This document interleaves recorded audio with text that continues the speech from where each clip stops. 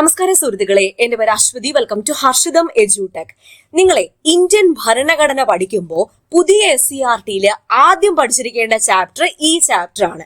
പുതിയ SCERT 6ാം class social chapter 9 ഭരണഘടനയ്ക്കൊരു മുഖവുര. ഒരുപാട് കിഡിലൻ ഫാക്ട്സ് അടങ്ങിയ ചാപ്റ്റർ ആണ്. നന്നായിട്ട് തന്നെ പഠിക്കുക, ക്ലാസ്സിൽ ഇരുന്ന് തന്നെ പഠിക്കുക. ഓക്കെ, അപ്പൊ വീഡിയോയിലേക്ക് പോയാലോ? സ്റ്റാർട്ട് ചെയ്യാം. ഇൻട്രൊഡക്ഷനിൽ തന്നെ കുറച്ച് ചിത്രങ്ങൾ കാണിച്ചിട്ടുണ്ട്. ഇതില് സമൂഹത്തിന് അഭികാമ്യമായ പെരുമാറ്റം സൂചിപ്പിക്കുന്ന ചിത്രങ്ങൾ ഏതൊക്കെയാ? രണ്ടാമത്തത് ഹെൽമറ്റ് വെച്ചുകൊണ്ട് ബൈക്ക് ഓടിക്കുക, പിന്നെ അതുപോലെ ക്യൂ പാലിക്കുക, എല്ലാ സ്ഥലങ്ങളിലും ക്യൂ പാലിക്കുക, സംയമനം പാലിക്കുക. അപ്പൊ രണ്ടാമത്തെയും മൂന്നാമത്തെയും ചിത്രങ്ങളിലാണ് സമൂഹത്തിന് അഭികാമ്യമായ പെരുമാറ്റം സൂചിപ്പിക്കുന്നത്. ബൈക്ക് ഓടിക്കുമ്പോൾ ഹെൽമറ്റ് ധരിക്കുന്നത് നമ്മളെ സുരക്ഷിതരാക്കുന്നു. ക്യൂയിൽ നിൽക്കുന്നത് ബഹുമാനവും ക്ഷമയും കാണിക്കുന്നു. എല്ലാവർക്കും ന്യായമായ രീതിയിൽ അവരുടെ ഊഴം ലഭിക്കാൻ അത് സഹായകമാകുന്നു. ഇതുപോലെ തന്നെ നമ്മൾ താമസിക്കുന്ന രാജ്യത്ത് ചില നിയമങ്ങളും ചട്ടങ്ങളും വ്യവസ്ഥകളും ഒക്കെയുണ്ട്. അതനുസരിച്ചാണ് അവിടുത്തെ ജനങ്ങൾ ജീവിക്കുന്നത്, രാജ്യം മുന്നോട്ട് പോകുന്നത്. ഇതുപോലെ മിക്ക രാജ്യങ്ങൾക്കും അവയുടെ നിലനിൽപ്പിനും ഭരണത്തിനും സഹായിക്കുന്ന അടിസ്ഥാന തത്വങ്ങൾ അടങ്ങിയ ഒരു ഏകീകൃതമായ രേഖയുണ്ട്. ഈ രേഖയെ പറയുന്ന പേരാണ് ഭരണഘടന അഥവാ കോൺസ്റ്റിറ്റ്യൂഷൻ. അപ്പൊ എന്താണ് ഭരണഘടന എന്നാണ് ഇവിടെ കൊടുത്തിരിക്കുന്നത്. ഒരു രാഷ്ട്രത്തിലെ ഗവൺമെന്റിന്റെ സംഘാടനത്തിനും പ്രവർത്തനത്തിനും ആവശ്യമായ അടിസ്ഥാന നിയമങ്ങൾ, തത്വങ്ങൾ, വ്യവസ്ഥകൾ എന്നിവ അടങ്ങിയ ആധികാരിക രേഖയാണ് ഭരണഘടന. അപ്പൊ എന്താണ് ഭരണഘടന? ഒരു രാഷ്ട്രത്തിലെ ഗവൺമെന്റിന്റെ സംഘാടനത്തിനും പ്രവർത്തനത്തിനും ആവശ്യമായ അടിസ്ഥാന നിയമങ്ങൾ, തത്വങ്ങൾ, വ്യവസ്ഥകൾ എന്നിവ അടങ്ങിയ ആധികാരിക രേഖയാണ് ഭരണഘടന. അപ്പൊ നമ്മുടെ ഹർഷിതം എഡ്യൂടെക് ആപ്പിൽ ന്യൂ ഇയർ 2026 പുതിയ ബാച്ച് കോഴ്സുകൾ, ക്ലാസുകൾ സ്റ്റാർട്ട് ചെയ്യുകയാണ്. VFA, ബഫ്കോ LD, CPO, WCPO, fireman മുതലായ പരീക്ഷകൾക്ക് വേണ്ടിയിട്ടുള്ള പുതിയ ബാച്ച് കോഴ്സുകളുടെ ക്ലാസുകൾ ജനുവരി 1 നമ്മൾ ഫ്രഷ് ആയിട്ട് സ്റ്റാർട്ട് ചെയ്യുന്നു. ഇപ്പൊ ക്രിസ്മസ് ന്യൂ ഇയർ ഓഫർ നിങ്ങൾക്ക് അവൈലബിൾ ആയിരിക്കും. അതായത് ഹർഷിതം എഡ്യൂടെക് ആപ്പിലെ ഏത് കോഴ്സ് നിങ്ങൾ പർച്ചേസ് ചെയ്താലും 10% ഡിസ്കൗണ്ട് ഉണ്ടായിരിക്കുവേ. ക്രിസ്മസ് എന്ന കൂപ്പൺ കോഡ് അപ്ലൈ ചെയ്താൽ മാത്രം മതി. എല്ലാ കോഴ്സിനും 10% ഡിസ്കൗണ്ട് നിങ്ങൾക്ക് കിട്ടുന്നതായിരിക്കും. ഫുൾ സിലബസ് കവറേജ് ആണ്. പുറത്തുനിന്ന് ഒന്നും നിങ്ങൾ പഠിക്കേണ്ടതായിട്ട് വരാത്ത രീതിയിലാണ് ഞാൻ നിങ്ങളെ പഠിപ്പിക്കുന്നത്. എന്റെ മെന്റർഷിപ്പോട് കൂടിയാണ് ബാച്ച് കോഴ്സ് സ്റ്റാർട്ട് ചെയ്യാൻ പോകുന്നത്. Full syllabus coverage, time table wise ആയിട്ടാണ് ക്ലാസ്സുകൾ പോകുന്നത്. അതുപോലെ short current affairs, monthly current affairs, പഴയ SCERT, പുതിയ SCERT, previous questions with related facts എല്ലാം അടങ്ങിയ പാക്കേജ് ആണ്. എത്രയും വേഗം തന്നെ നിങ്ങൾക്ക് ജോയിൻ ചെയ്യാം. എല്ലാ ലെവൽ ഓഫ് എക്സാംസിന് വേണ്ടിയിട്ടും ഹർഷിതം എഡ്യൂടെക് ആപ്പിൽ ബാച്ച് കോഴ്സുകൾ പോകുന്നുണ്ട്. അഡ്മിഷൻ ഓപ്പൺ ആണ്. എല്ലാം വളരെ മിതമായിട്ടുള്ള ഫീസിൽ. കമ്പനി LGS, അതുപോലെ 10th level, +2 level, degree level, എല്ലാ ലെവൽ ഓഫ് PSC എക്സാംസിന് വേണ്ടിയിട്ടുള്ള കോഴ്സുകൾ വളരെ ഡീറ്റെയിൽ ആയിട്ടുള്ള ക്ലാസ് തന്നെ നിങ്ങൾക്ക് വളരെ എളുപ്പത്തിൽ പഠിക്കാവുന്ന രീതിയിൽ ഞാൻ അറേഞ്ച് ചെയ്തിട്ടുണ്ട്. നിങ്ങൾ വർക്ക് ചെയ്യുന്ന ആൾക്കാരാണോ അതോ സ്റ്റുഡന്റ് ആണോ വീട്ടമ്മയാണോ ഒരു കുഴപ്പമില്ല. നിങ്ങളുടെ സമയത്തിനനുസരിച്ച് ക്ലാസ്സുകൾ കണ്ട് പഠിക്കാവുന്നതാണ്. ഓക്കെ, അപ്പൊ ആപ്പ് ഡൗൺലോഡ് ചെയ്യാനുള്ള ലിങ്ക് ഞാൻ ഫസ്റ്റ് കമന്റിൽ കൊടുത്തേക്കാം, ഡിസ്ക്രിപ്ഷൻ ബോക്സിലും കൊടുത്തേക്കാം. കൂടാതെ പ്ലേ സ്റ്റോറിൽ ഹർഷിതം എഡ്യൂടെക് എന്ന് സെർച്ച് ചെയ്താൽ നമ്മുടെ ആപ്പ് നിങ്ങൾക്ക് കിട്ടുന്നതായിരിക്കും. ഓക്കെ, എന്തായിരുന്നു? ഒരു രാജ്യത്തിന്റെ അടിസ്ഥാന നിയമങ്ങളെ ധിക്കരിക്കാൻ ആർക്കും അധികാരം ഇല്ല. ഒരു രാജ്യത്തിന്റെ അടിസ്ഥാന നിയമങ്ങളെ ധിക്കരിക്കാൻ ആർക്കും അധികാരമില്ല എന്നതാണ് ഈ ഒരു നിയമസംഹിത അനുശാസിക്കുന്നത്. ഹമ്മുറാബിയുടെ നിയമസംഹിത പ്രാധാന്യം അർഹിക്കുന്നത് എന്തുകൊണ്ടാണ്? ലോകത്തിലെ ഏറ്റവും പഴക്കം ചെന്ന നിയമസംഹിതകളിൽ ഒന്നാണ് ഹമ്മുറാബിയുടെ നിയമസംഹിത. അടുത്തത് മാഗ്ന കാർട്ടയാണ്. ഇംഗ്ലണ്ടിലെ ജനങ്ങൾ രാജാക്കന്മാരുടെ ഏകാധിപത്യത്തിൽ വീർപ്പുമുട്ടിയിരുന്നു. ഇതിനെതിരെ CE 1215 ജോൺ രാജാവിനെ തടഞ്ഞു വെച്ച് ജനങ്ങൾ നിർബന്ധപൂർവം ഒപ്പുവെപ്പിച്ച ഒന്നാണ്. ഈ ചിത്രം നോക്കൂ, രാജാവിനെ തടഞ്ഞു വെച്ച് ജനങ്ങൾ ഒപ്പുവെപ്പിച്ച പ്രമാണമാണ് മാഗ്ന കാർട്ട. ഈ ഒരു മാഗ്ന കാർട്ടയിൽ വ്യക്തമാക്കുന്നത് രാജാവും ഭരണകൂടവും നിയമത്തിന് അതീതരല്ല എന്നതാണ്. അതായത് അവർക്കും നിയമം ബാധകമാണ്. മനുഷ്യാവകാശങ്ങളുടെ ചരിത്രത്തിലെ നാഴികക്കല്ലായി മാഗ്ന കാർട്ടയെ കണക്കാക്കുന്നു. അപ്പൊ മാഗ്ന കാർട്ടയിൽ ഒപ്പുവിടാൻ നിർബന്ധിതനായ രാജാവ് ആരായിരുന്നു? ജോൺ രാജാവാണ്. രാജാവിനെയും സർക്കാരിനെയും കുറിച്ച് മാഗ്ന കാർട്ട എന്താണ് പ്രഖ്യാപിച്ചത്? രാജാവും ഭരണകൂടവും നിയമത്തിന് അതീതരല്ല എന്നതാണ്. മനുഷ്യാവകാശങ്ങളുടെ ചരിത്രത്തിലെ നാഴികക്കല്ലായി കണക്കാക്കപ്പെടുന്നത് എന്താണ്? മാഗ്ന കാർട്ടയാണ്. ഓക്കെ, അടുത്തത് മഹത്തായ വിപ്ലവം. ഇംഗ്ലണ്ടിലെ മഹത്തായ വിപ്ലവം 17ാം നൂറ്റാണ്ടിൽ ഇംഗ്ലണ്ടിൽ പാർലമെന്റിന്റെ താൽപര്യങ്ങൾക്ക് വിരുദ്ധമായി പ്രവർത്തിച്ച രാജാക്കന്മാരും പാർലമെന്റും തമ്മിൽ സംഘർഷമുണ്ടായി. ഇതിൽ പ്രധാനപ്പെട്ടതാണ് 1688 മഹത്തായ വിപ്ലവം. പാർലമെന്റും രാജാക്കന്മാരും തമ്മിൽ നടന്ന സംഘർഷത്തിന് പ്രധാനപ്പെട്ട ഒരു വിപ്ലവമാണ് 1688 മഹത്തായ വിപ്ലവം. നടന്നത് എവിടെയാണ്? ഇംഗ്ലണ്ടിലാണ്. രാജാവിന്റെ സ്വേച്ഛാധിപത്യം അവസാനിപ്പിക്കുകയും പാർലമെന്റിന്റെ അധികാരം വർദ്ധിപ്പിക്കാൻ ഏത് വിപ്ലവത്തിലൂടെ കഴിഞ്ഞു? ഈ മഹത്തായ വിപ്ലവത്തിലൂടെ കഴിഞ്ഞു. രക്തരഹിത വിപ്ലവമായിരുന്നു. രാജാധികാരം പാർലമെന്റിന്റെ നിയന്ത്രണങ്ങൾക്ക് വിധേയമാവുകയും ചെയ്തു. ഇംഗ്ലണ്ടിൽ പാർലമെന്റിന് അധികാരം നൽകുന്ന ഭരണഘടനാ രൂപീകരണത്തിന് വഴിയൊരുക്കി. അപ്പൊ ഇംഗ്ലണ്ടിലെ മഹത്തായ വിപ്ലവം നടന്ന വർഷം 1688. ഇംഗ്ലണ്ടിലെ മഹത്തായ വിപ്ലവത്തിന് ശേഷം അധികാരം ലഭിച്ചത് ആർക്ക്? പാർലമെന്റിന്. അടുത്തത് അമേരിക്കൻ സ്വാതന്ത്ര്യ പ്രഖ്യാപനമാണ്. ബ്രിട്ടന്റെ അധീനതയിലായിരുന്ന 13 വടക്കേ അമേരിക്കൻ കോളനികൾ ബ്രിട്ടന്റെ തെറ്റായ നയങ്ങൾക്കെതിരെ പോരാട്ടം നടത്തി. തുടർന്ന് ഈ വർഷം ഓർക്കൂ, 1776 ഈ കോളനികൾ നടത്തിയ പ്രഖ്യാപനമാണ് അമേരിക്കൻ സ്വാതന്ത്ര്യ പ്രഖ്യാപനം. ഗവൺമെന്റിനെ നീക്കം ചെയ്യാൻ ജനങ്ങൾക്ക് അധികാരമുണ്ട് എന്ന് ബോധ്യപ്പെടുത്താൻ ഈ ഒരു പ്രഖ്യാപനത്തിലൂടെ കഴിഞ്ഞു. അമേരിക്കൻ സ്വാതന്ത്ര്യ പ്രഖ്യാപനം 1776 കഴിഞ്ഞു. ലോകത്തിലെ ആദ്യത്തെ എഴുതപ്പെട്ട ഭരണഘടന ഏതാണ്? അമേരിക്കൻ ഭരണഘടനയാണ്. അതിന്റെ രൂപീകരണത്തിനും ഏത് കാരണമായി? അമേരിക്കൻ സ്വാതന്ത്ര്യ പ്രഖ്യാപനം കാരണമായി. അപ്പൊ അമേരിക്കൻ സ്വാതന്ത്ര്യ പ്രഖ്യാപനം നടന്നത് ഏത് വർഷം? 1776. സ്വാതന്ത്ര്യ പ്രഖ്യാപനം ജനങ്ങളെ എന്തിനെ കുറിച്ചാണ് ബോധവാന്മാരാക്കിയത്? ഗവൺമെന്റിനെ നീക്കം ചെയ്യാൻ ജനങ്ങൾക്കും അധികാരമുണ്ട് എന്നതിനെ കുറിച്ചാണ് ബോധവാന്മാരാക്കിയത്. ലോകത്തിലെ ആദ്യത്തെ ലിഖിത ഭരണഘടന അമേരിക്കൻ ഭരണഘടനയാണ്. അടുത്തത് ഫ്രഞ്ച് വിപ്ലവത്തെ കുറിച്ചാണ്.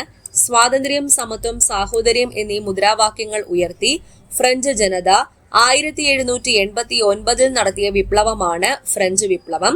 രാജാധികാരത്തിനെതിരെ ജനങ്ങളുടെ പരമാധികാരം എന്ന ആശയം അംഗീകരിക്കപ്പെട്ടത് ഫ്രഞ്ച് വിപ്ലവത്തിലൂടെയാണ്. ഇതോടെ ഫ്രാൻസിൽ ഒരു ഭരണഘടന രൂപീകരിക്കപ്പെടുകയും രാജാവിന്റെ അധികാരങ്ങൾ ഭരണഘടനയ്ക്ക് വിധേയമാവുകയും ചെയ്തു. അപ്പൊ ഫ്രഞ്ച് വിപ്ലവത്തിന്റെ മുദ്രാവാക്യം എന്താണെന്ന് ചോദിച്ചാൽ സ്വാതന്ത്ര്യം, സമത്വം, സാഹോദര്യം എന്നതാണ്. ഇനി ഇവിടെ ഒരു വർക്ക്ഷീറ്റ് കൊടുത്തിട്ടുണ്ട്. രാജാവിന്റെ അധികാരങ്ങൾ ഭരണഘടനയ്ക്ക് വിധേയമാകാൻ കാരണമായ വിപ്ലവം ഫ്രഞ്ച് വിപ്ലവം. ലോകത്തിലെ ആദ്യത്തെ എഴുതപ്പെട്ട ഭരണഘടന അമേരിക്കൻ സ്വാതന്ത്ര്യ പ്രഖ്യാപനത്തോടുകൂടി നിലവിൽ വന്ന ഭരണഘടന. ചരിത്രത്തിലെ ഏറ്റവും പഴക്കം ചെന്ന നിയമസംഹിത ഏതാണ്? ഹമ്മുറാബിയുടെ നിയമസംഹിതയാണ്. രാജാവിന്റെ സ്വേച്ഛാധിപത്യം അവസാനിക്കുകയും പാർലമെന്റിന്റെ അധികാരം വർദ്ധിക്കുകയും ചെയ്യാൻ കാരണം ഇംഗ്ലണ്ടിലെ മഹത്തായ വിപ്ലവമാണ്. മനുഷ്യാവകാശങ്ങളുടെ ചരിത്രത്തിലെ നാഴികക്കല്ല് ഏതാണ്? മാഗ്ന കാർട്ടയാണ്. Magna Carta. ഓക്കെ, ഇനി ഭരണഘടനകൾ പലവിധമുണ്ട്. 3 ഫാക്ടേഴ്സിന്റെ അടിസ്ഥാനത്തിൽ ഭരണഘടനകളെ തരംതിരിക്കാം. എന്തിന്റെയൊക്കെ? ഭരണഘടനകളെ അവയുടെ സ്വഭാവത്തിന്റെ അടിസ്ഥാനത്തിൽ, മാറ്റം വരുത്താനുള്ള പ്രക്രിയയുടെ അടിസ്ഥാനത്തിൽ, രൂപം കൊണ്ട രീതിയുടെ അടിസ്ഥാനത്തിൽ തരംതിരിക്കാം. സ്വഭാവത്തിന്റെ അടിസ്ഥാനത്തിൽ ലിഖിതമെന്നും അലിഖിതം എന്നും. ലിഖിതം എന്നാൽ എഴുതി തയ്യാറാക്കിയ ഭരണഘടന എന്നതാണ് മീനിങ്. അലിഖിതം എന്നാൽ എഴുതാത്ത, അതായത് ഒരു രാഷ്ട്രത്തിന്റെ അടിസ്ഥാന തത്വങ്ങളും നിയമങ്ങളും വ്യവസ്ഥാപിതമായി എഴുതപ്പെടാത്തതും പുസ്തക രൂപത്തിൽ ക്രോഡീകരിക്കപ്പെടാത്തതുമായതാണ് അലിഖിതം, അൺറിട്ടൺ കോൺസ്റ്റിറ്റ്യൂഷൻ. ദൃഢമായത് എന്നാൽ മാറ്റം വരുത്തുന്നതിന് കർക്കശമായ നടപടികൾ ആവശ്യമുള്ള ഭരണഘടനയാണ് ദൃഢമായ ഭരണഘടന. അപ്പൊ മാറ്റം വരുത്തുന്നതിനുള്ള പ്രക്രിയയുടെ അടിസ്ഥാനത്തിലാണ് ദൃഢമായത്, അയവുള്ളത് എന്നിങ്ങനെ തരംതിരിച്ചിരിക്കുന്നത്. ദൃഢമായത് എന്നാൽ മാറ്റം വരുത്തുന്നതിന് കർക്കശമായ നടപടിക്രമങ്ങൾ ആവശ്യമാണ്. അയവുള്ളത് എന്നാൽ എളുപ്പത്തിൽ മാറ്റം അല്ലെങ്കിൽ ഭേദഗതി വരുത്താൻ കഴിയും. രൂപം കൊണ്ട രീതിയുടെ അടിസ്ഥാനത്തിൽ നടപ്പിലാക്കിയത്, പരിണമിച്ചത് എന്ന് തരംതിരിച്ചിരിക്കുന്നു എന്ന് പറഞ്ഞു. നടപ്പിലാക്കിയത് എന്നാൽ ഭരണഘടനാ നിർമ്മാണ സഭയുടെയോ അല്ലെങ്കിൽ കൗൺസിലിന്റെയോ രൂപീകരണ ശേഷം എഴുതി തയ്യാറാക്കിയത്. ഇന്ത്യയിലെ ഭരണഘടന തന്നെ എടുക്കാം. ഭരണഘടനാ നിർമ്മാണ സഭ രൂപീകരിച്ച് എഴുതി തയ്യാറാക്കിയതല്ലേ. അപ്പൊ അവ നടപ്പിലാക്കിയ ഭരണഘടനകളാണ്. പരിണമിച്ച ഭരണഘടന എന്നാൽ ക്രമേണയുള്ള മാറ്റങ്ങളുടെ ഫലമായി രൂപപ്പെട്ട ഭരണഘടന. ക്രമേണയുള്ള മാറ്റങ്ങളുടെ ഫലമായി രൂപപ്പെട്ട ഭരണഘടന, കരാറുകൾ, വിധിന്യായങ്ങൾ, നിയമങ്ങൾ, സമ്പ്രദായങ്ങൾ എന്നീ രൂപത്തിലുള്ള വ്യവസ്ഥകളും വഴക്കങ്ങളും ഒക്കെ പരിണമിച്ച ഭരണഘടനയിലാണ് ഉൾപ്പെടുന്നത്. അപ്പൊ ഈ 6 ടൈപ്പ് ഓർത്തിരിക്കുമല്ലോ. ഡീറ്റെയിൽ ആയിട്ട് ഇവിടെ ടേബിളിൽ കൊടുത്തിട്ടുണ്ട്. പറഞ്ഞ കാര്യങ്ങളൊക്കെ തന്നെയാണ്. ഉദാഹരണം നോക്കാം. ലിഖിതം, റിട്ടൺ കോൺസ്റ്റിറ്റ്യൂഷൻ, എഴുതി വെച്ചിട്ടുള്ള ഭരണഘടന, പുസ്തക രൂപത്തിൽ ക്രോഡീകരിച്ചിട്ടുള്ള ഭരണഘടന. ഉദാഹരണം: ഇന്ത്യയിലെ ഭരണഘടന, USA ഭരണഘടന. എഴുതി തയ്യാറാക്കാത്തത് UK, ന്യൂസിലൻഡ് എന്നീ രാജ്യങ്ങളിലെ ഭരണഘടനകളൊന്നും പുസ്തക രൂപത്തിൽ ക്രോഡീകരിച്ചിട്ടില്ല. ദൃഢമായത്, മാറ്റം വരുത്തുന്നതിന് കർക്കശ നടപടി ആവശ്യമുള്ളത് അമേരിക്കൻ ഐക്യനാട്, ഓസ്ട്രേലിയ. അയവുള്ളത് UK, ന്യൂസിലൻഡ്. നടപ്പിലാക്കിയത് ഇന്ത്യ, അമേരിക്ക. പരിണമിച്ചത് UK, കാനഡ. ഓക്കെ, ഇനി ഇവിടെ ഒരു ടേബിള് നമുക്കൊന്ന് പൂരിപ്പിക്കാം. ആ പറഞ്ഞ കാര്യം തന്നെയാണ്. ലിഖിതം, അലിഖിതം. ലിഖിതമായിട്ടുള്ളത് ഇന്ത്യ, അമേരിക്ക. അലിഖിതം UK, ന്യൂസിലൻഡ്.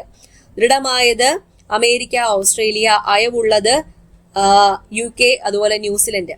നടപ്പിലാക്കിയത് അമേരിക്ക, ഇന്ത്യ. പരിണമിച്ചത് UK, കാനഡ. ഓക്കെ, ഇനി അവശ്യ ഗുണങ്ങൾ, ഭരണഘടനയ്ക്ക് ആവശ്യമായിട്ടുള്ള ഗുണങ്ങൾ ഏതൊക്കെ? ഈസിയാണ്. ആദ്യത്തേത് ചലനാത്മകത, രണ്ടാമത്തേത് വ്യക്തത, മൂന്നാമത്തേത് സംക്ഷിപ്തത, നാലാമത്തേത് സമഗ്രത, അഞ്ചാമത്തേത് അനുയോജ്യത. ഈ 5 ഫാക്ടേഴ്സ് ആണ് ഭരണഘടനയുടെ അവശ്യ ഗുണങ്ങൾ. ചലനാത്മകത എന്നാൽ മാറുന്ന സാഹചര്യം അനുസരിച്ച് മാറ്റം വരുത്താൻ കഴിയണം, കാലോചിതമായ മാറ്റം വരുത്താൻ കഴിയണം. അതാണ് ചലനാത്മകത എന്നതുകൊണ്ട് ഉദ്ദേശിക്കുന്നത്. വ്യക്തത എന്നാൽ ഭരണഘടനയിലെ വ്യവസ്ഥകൾ വ്യക്തമായി പ്രതിപാദിച്ചിരിക്കുന്നു. ആ പേര് പോലെ തന്നെ വ്യക്തമായിട്ട് അതിനകത്തെ വ്യവസ്ഥകൾ പ്രതിപാദിച്ചിരിക്കണം. സംക്ഷിപ്തത എന്നാൽ അവശ്യ വ്യവസ്ഥകൾ ഉൾക്കൊള്ളുന്നതും കൃത്യവുമായിരിക്കണം. അവശ്യ വ്യവസ്ഥകൾ അതിനകത്ത് ഉൾക്കൊണ്ടിട്ടിരിക്കണം, അതുപോലെ അത് കൃത്യതയുള്ളതുമായിരിക്കണം. സമഗ്രത എന്നാൽ ഗവൺമെന്റിന്റെ അധികാരങ്ങൾ, പൗരന്മാരുടെ അവകാശങ്ങൾ, കടമകൾ എന്നിവ സമഗ്രമായി പ്രതിപാദിച്ചിരിക്കണം. മൗലിക അവകാശങ്ങൾ, മൗലിക കർത്തവ്യങ്ങൾ, അതുപോലെ ഗവൺമെന്റിന്റെ അധികാരങ്ങൾ ഇവയൊക്കെ പ്രതിപാദിച്ചിരിക്കണം. അതാണ് സമഗ്രത എന്നുകൊണ്ട് ഉദ്ദേശിക്കുന്നത്. അനുയോജ്യത എന്നാൽ ജനങ്ങളുടെ ആവശ്യങ്ങളും അഭിലാഷങ്ങളും നിറവേറ്റുന്നതിന് അനുയോജ്യമായിരിക്കണം. ആ പേരിൽ നിന്ന് തന്നെ കാര്യങ്ങളൊക്കെ കിട്ടും. ഭരണഘടനയുടെ അവശ്യ ഗുണങ്ങൾ. അപ്പോൾ ചുവടെ തന്നിരിക്കുന്നതിൽ ഭരണഘടനയുടെ അവശ്യ ഗുണങ്ങളിൽ ഉൾപ്പെടുന്നത് ഏത് എന്ന് ചോദിക്കുമ്പോൾ ഈ 5 ഫാക്ടേഴ്സ് നിങ്ങൾ ഓർക്കുക. ചലനാത്മകത, വ്യക്തത, സംക്ഷിപ്തത, സമഗ്രത, അനുയോജ്യത.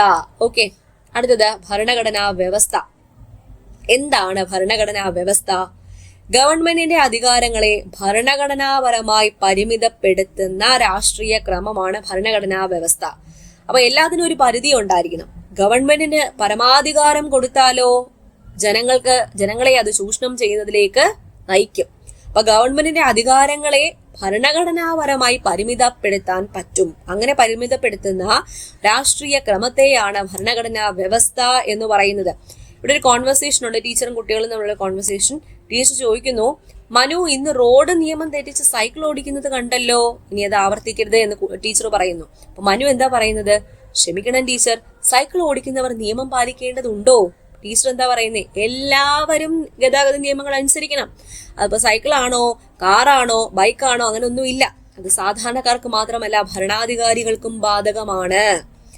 അപ്പോ ഭരണാധികാരികളെ ഒക്കെ നിയന്ത്രിക്കാൻ അല്ലെങ്കിൽ വ്യക്തികളുടെ മേൽ നിയമങ്ങൾ നിയന്ത്രിക്കുന്നത് പോലെ തന്നെ അധികാരികൾക്ക് മേലും നിയന്ത്രണങ്ങൾ ഉണ്ട്. ഇങ്ങനെ നിയന്ത്രണങ്ങൾ ഇല്ലെങ്കിൽ അത് ജനങ്ങളുടെ സ്വാതന്ത്ര്യത്തെ ഹനിക്കുന്നതിനും സ്വേച്ഛാധിപത്യത്തിന് കാരണമാവുകയും ചെയ്യും. അപ്പോൾ ഗവൺമെന്റിന്റെ അധികാരങ്ങളെ ഭരണഘടനാപരമായി പരിമിതപ്പെടുത്തുന്ന രാഷ്ട്രീയ ക്രമമാണ് ഭരണഘടനാ വ്യവസ്ഥ. ഭരണഘടനാ വ്യവസ്ഥയിൽ എന്തൊക്കെ ഉൾപ്പെടുന്നു?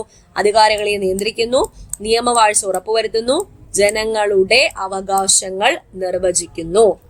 ഭരണഘടനാ വ്യവസ്ഥയുമായി യോജിക്കുന്ന പ്രസ്താവനകളൊന്ന് നോക്കാം. ഭരണാധികാരികൾക്ക് പരിധി നിശ്ചയിക്കുന്നു, അവരുടെ അധികാരങ്ങൾക്ക് പരിധി നിശ്ചയിക്കുന്നു. പൗരന്മാരുടെ അവകാശങ്ങൾ നിർവചിക്കുന്നു. ശരി. സ്വേച്ഛാധിപത്യത്തെ പ്രോത്സാഹിപ്പിക്കുന്നുണ്ടോ? ഇല്ല. ഭരിക്കുന്നവർക്ക് പരിധിയില്ലാത്ത അധികാരങ്ങൾ നൽകുന്നുണ്ടോ? ഇല്ല. പരിധിയോടുകൂടി അധികാരമേ നൽകുന്നുള്ളൂ.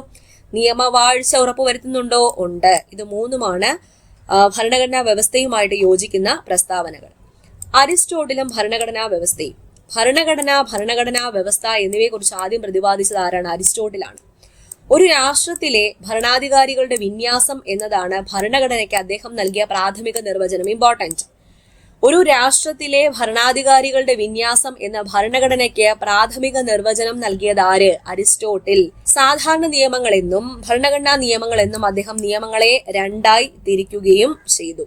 ഇപ്പൊ ലോകത്തിലെ ഏറ്റവും വലുതും എഴുതപ്പെട്ടതുമായ ഭരണഘടന ഏത് ഭരണഘടനയാണെന്ന് ചോദിച്ചാൽ ഇന്ത്യൻ ഭരണഘടനയാണ്.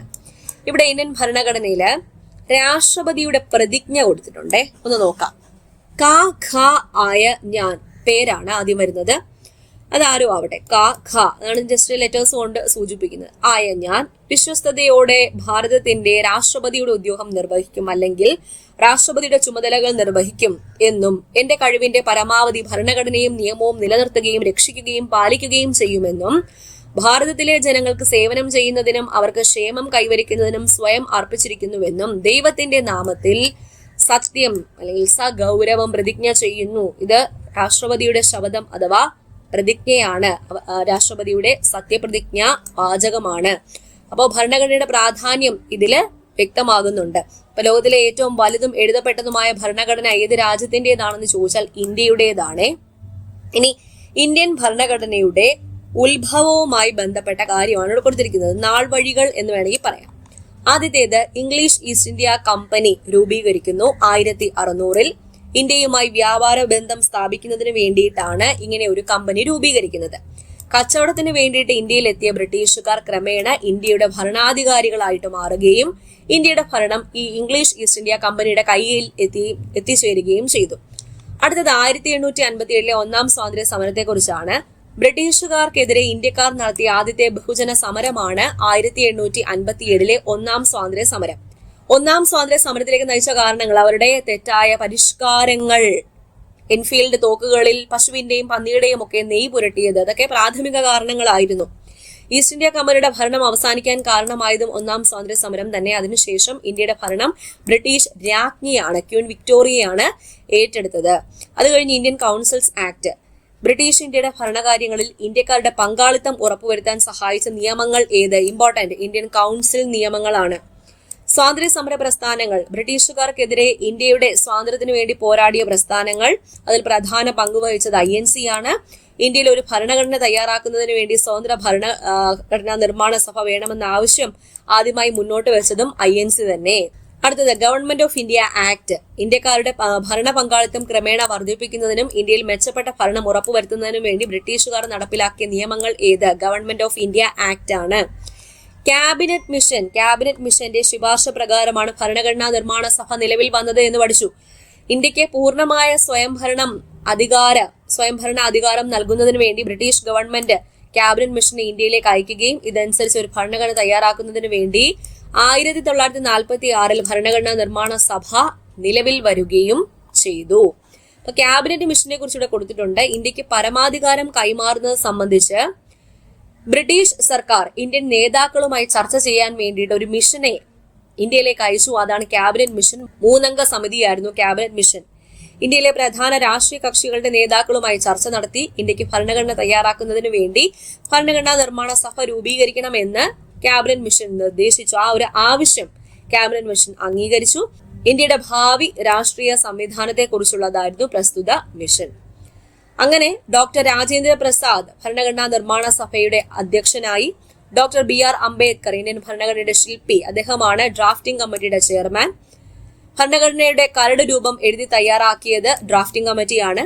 ഭരണഘടനാ നിർമ്മാണ സഭ ഭരണഘടനയ്ക്ക് അംഗീകാരം നൽകിയത് 1949 നവംബർ മാസം 26. അതിനാൽ നവംബർ 26 ഭരണഘടനാ ദിനമായി ആചരിക്കുന്നു. ഭരണഘടന ഔദ്യോഗികമായി നിലവിൽ വന്നത് 1950 ജനുവരി മാസം 26. 1950 ജനുവരി മാസം 26-നാണ് ഭരണഘടന ഔദ്യോഗികമായി നിലവിൽ വന്നത്. അന്നു മുതൽ ഇന്ത്യ ഒരു പരമാധികാര ജനാധിപത്യ റിപ്പബ്ലിക്കായി മാറി. ഓക്കെ, ഇനി ഇന്ത്യൻ ഭരണഘടനയുടെ ആമുഖം എഴുതി തയ്യാറാക്കിയത് ആരാണ്? ജവഹർലാൽ നെഹ്റു ആണ് ഇന്ത്യൻ ഭരണഘടനയുടെ ആമുഖം എഴുതി തയ്യാറാക്കിയത്. അപ്പൊ ഭരണഘടനയുടെ പ്രധാന ആശയങ്ങളും മൂല്യങ്ങളും കാഴ്ചപ്പാടുകളും പ്രതിഫലിക്കുന്നത് ഏത് ഭാഗത്താണെന്ന് ചോദിച്ചാൽ ആമുഖത്തിലാണ്. ഇന്ത്യൻ ഭരണഘടനയുടെ ആമുഖം സ്റ്റാർട്ട് ചെയ്യുന്നത് ഭാരതത്തിലെ ജനങ്ങളായ നാം എന്ന രീതിയിലാണ്. ഭാരതത്തിലെ ജനങ്ങളായ നാം. ഇനി ആമുഖത്തിൽ പ്രതിപാദിക്കുന്ന പ്രധാന ആശയങ്ങൾ: പരമാധികാരം, സ്ഥിതിസമത്വം, മതേതരം, ജനാധിപത്യം, റിപ്പബ്ലിക്. പരമാധികാരം, സ്ഥിതിസമത്വം, മതേതരം, ജനാധിപത്യം, റിപ്പബ്ലിക്. ഈ ഓരോന്നും എന്താണെന്നാണ് പറയുന്നത്. ഇതില് 1976-ലെ ഭരണഘടനാ ഭേദഗതി 42-ാം ഭേദഗതി ആക്ട് 2-ാം വകുപ്പ് പ്രകാരമാണ് പരമാധികാര ജനാധിപത്യ റിപ്പബ്ലിക് എന്നതിന് പകരം പരമാധികാര സ്ഥിതിസമത്വം മതേതര ജനാധിപത്യ റിപ്പബ്ലിക് എന്നാക്കിയത്. സ്ഥിതിസമത്വവും മതേതരവും ആഡ് ചെയ്തു. കൂടാതെ ഇവിടെ രാഷ്ട്രത്തിന്റെ ഐക്യം, അതിന് പകരം രാഷ്ട്രത്തിന്റെ ഐക്യം, അഖണ്ഡത, ഈ വാക്കുകളും കൂട്ടിച്ചേർത്തു. ഇത് പ്രാബല്യത്തിൽ വന്നത് ജനുവരി 3 1977 42ാം ഭരണഘടനാ ഭേദഗതി പ്രകാരം ഈ ഒരു മാറ്റം നിലവിൽ വന്നത് 3/1/1977. അപ്പൊ ഭരണഘടനയുടെ അടിസ്ഥാന ലക്ഷ്യങ്ങൾ എന്തൊക്കെയാന്ന് പറഞ്ഞു? പരമാധികാരം, മതേതരത്വം, സ്ഥിതിസമത്വം, ജനാധിപത്യ, റിപ്പബ്ലിക്. അപ്പൊ പരമാധികാരം എന്നാൽ എന്ത്? പരമമായ അധികാരം, ബാഹ്യ ഇടപെടലുകൾക്കോ സമ്മർദ്ദങ്ങൾക്കോ വിധേയമാകാതെ തീരുമാനങ്ങൾ എടുക്കാനുള്ള രാഷ്ട്രത്തിന്റെ അധികാരം. മതേതരത്വം എന്നാൽ രാജ്യത്തിന്, നമ്മുടെ രാഷ്ട്രത്തിന് ഒരു പ്രത്യേക മതമുണ്ടോ? ഇല്ല. വ്യക്തികൾക്ക് അവരുടെ ഇഷ്ടമുള്ള മതത്തിൽ വിശ്വസിക്കാം, അത് ആചരിക്കാം, പ്രചരിപ്പിക്കാം. രാഷ്ട്രം ഒരു മതത്തോടും വിവേചനം കാണിക്കുകയില്ല. അതാണ് മതേതരത്വം എന്നുകൊണ്ട് ഉദ്ദേശിക്കുന്നത്. റിപ്പബ്ലിക് എന്നാൽ എന്ത്? വളരെ ഇമ്പോർട്ടന്റ്, എപ്പോഴും ഈ ഒരു ഡെഫിനിഷൻ ചോദിക്കാറുണ്ട്. തെരഞ്ഞെടുപ്പിലൂടെ രാഷ്ട്രത്തലവനെ തീരുമാനിക്കുന്ന സംവിധാനമാണ് റിപ്പബ്ലിക്. ഇന്ത്യയുടെ രാഷ്ട്രത്തലവനായ രാഷ്ട്രപതി തെരഞ്ഞെടുക്കപ്പെടുന്ന വ്യക്തി ആയിരിക്കണമെന്ന് നമ്മുടെ ഭരണഘടന അനുശാസിക്കുന്നു. സ്ഥിതിസമത്വം എന്നാൽ എല്ലാവർക്കും തുല്യ പദവിയും അവസര സമത്വവും ഉറപ്പുവരുത്തിക്കൊണ്ട് സാമൂഹ്യ നീതി നിലനിർത്തുന്നു. ജനാധിപത്യം എന്നാൽ ജനങ്ങളാൽ തെരഞ്ഞെടുക്കപ്പെട്ട പ്രതിനിധികൾ ഭരണം നടത്തുന്നു. ഇതിലൂടെ ജനങ്ങൾ പരമാധികാരികളാകുന്നു. അതാണ് ജനാധിപത്യം. പരമാധികാരം, മതേതരത്വം, റിപ്പബ്ലിക്, സ്ഥിതിസമത്വം, ജനാധിപത്യം, ഈ ആശയങ്ങളാണ് ഭരണഘടനയിലെ അടിസ്ഥാന ലക്ഷ്യങ്ങൾ. ഇന്ത്യൻ ഭരണഘടനയുടെ അടിസ്ഥാന ലക്ഷ്യങ്ങൾ. ഓക്കെ, ഇനി ഇവിടെ കുറച്ച് സവിശേഷതകൾ തന്നിട്ടുണ്ട്. അത് എന്ത് ലക്ഷ്യത്തെയാണ് പ്രതിപാദിക്കുന്നത്? രാഷ്ട്രത്തിന് ഔദ്യോഗിക മതമില്ല. എന്ത് ലക്ഷ്യം? മതേതരത്വം. ജനങ്ങൾ പരമാധികാരികൾ, ജനാധിപത്യം. തെരഞ്ഞെടുക്കപ്പെടുന്ന വ്യക്തി രാഷ്ട്രത്തലവൻ, റിപ്പബ്ലിക്. ബാഹ്യ ഇടപെടലുകൾ ഇല്ലാതെ തീരുമാനങ്ങൾ എടുക്കാനുള്ള രാഷ്ട്രത്തിന്റെ അധികാരം, പരമാധികാരം. അസമത്വങ്ങൾ കുറച്ച് സാമൂഹ്യനീതി ഉറപ്പാക്കുന്നു, സ്ഥിതിസമത്വം. ഓക്കെ, അപ്പൊ ഇത്രയേ ഉള്ളൂ ഈ ഒരു ചാപ്റ്റർ. ഭരണഘടനയുടെ ഇൻട്രൊഡക്ഷൻ ആണ്. അപ്പൊ പറഞ്ഞ കാര്യങ്ങളെല്ലാം ക്ലിയർ ആയല്ലോ? ക്ലാസ്സിൽ ഇരുന്ന് തന്നെ പഠിച്ചില്ലേ? അപ്പൊ അടുത്ത ക്ലാസ്സിൽ വീണ്ടും കാണാം. താങ്ക്